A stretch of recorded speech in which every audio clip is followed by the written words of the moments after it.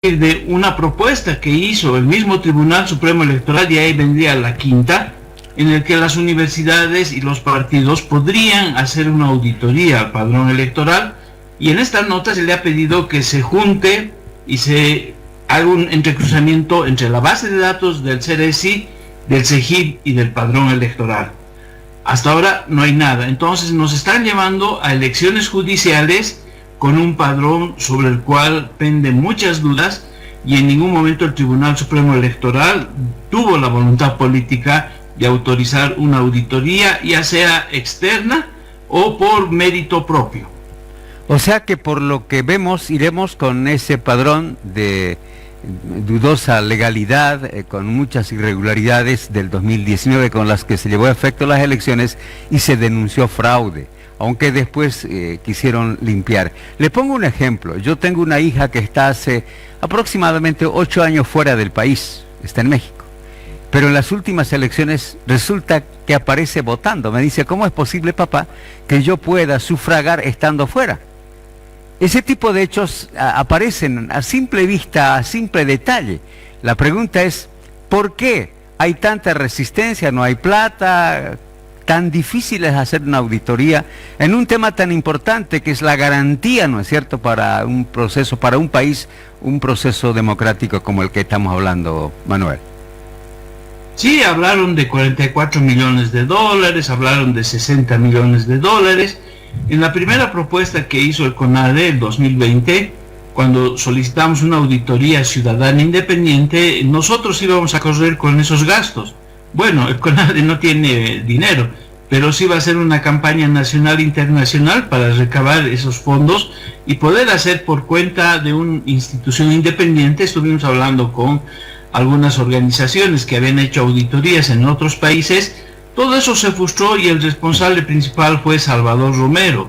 En esas circunstancias no ha habido voluntad política y por eso mismo nos están llevando a un proceso electoral, y en este caso el día domingo, si se realizan estas elecciones, no va a haber jurados electorales con delegados de partidos políticos ni de organizaciones de la sociedad civil. Es decir, nadie va a poder hacer observaciones de fondo a este proceso.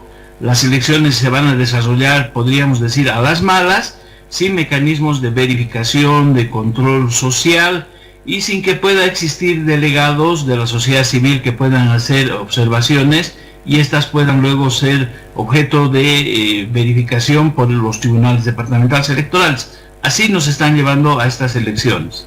Manuel, estas elecciones son sui generis, porque la Constitución no establece en ningún momento que se podía hacer por partes el proceso electoral, pero el todo Supremo Tribunal Constitucional lo decidió así, y el Tribunal Supremo Electoral le hizo la venia.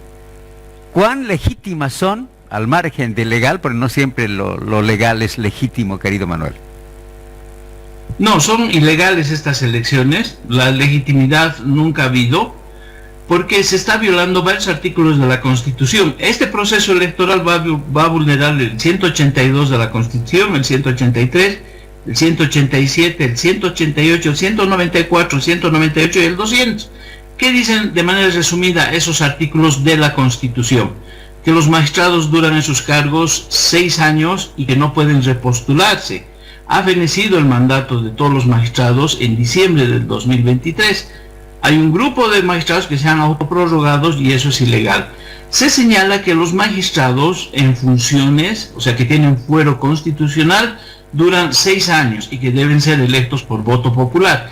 Eso no ha sucedido todo el 2024 con los autoprorrogados.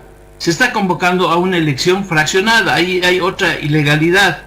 No puede partirse al órgano judicial en dos y no puede hacerse 2 elecciones para conformar un mismo órgano. Esto no está previsto en la Constitución.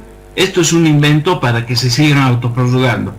Por esas razones y todo lo que hemos hablado y hemos argumentado, nosotros estamos señalando que la ciudadanía tiene que ir a votar. Convocamos al voto ciudadano, la sociedad tiene que participar, los ciudadanos tienen que ir al día domingo a votar, pero el resultado tiene que ser que tienen que votar nulo, porque además los candidatos toditos responden al MAS o van a ser funcionales al MAS, porque ninguno de ellos ha manifestado públicamente que va a hacer un cambio de la justicia y que va a ser disidente, va a ser asistémico, que va a ser la reforma por sí mismo. Entonces, no existe garantía de ningún candidato, porque se necesita además 26 hombres y mujeres para remover a los actuales magistrados autoprorrogados, y por lo tanto el CONAD está convocando al voto nulo como una forma de protesta, y este sería una especie de plebiscito contra la crisis de la justicia, el tema electoral y la crisis económica.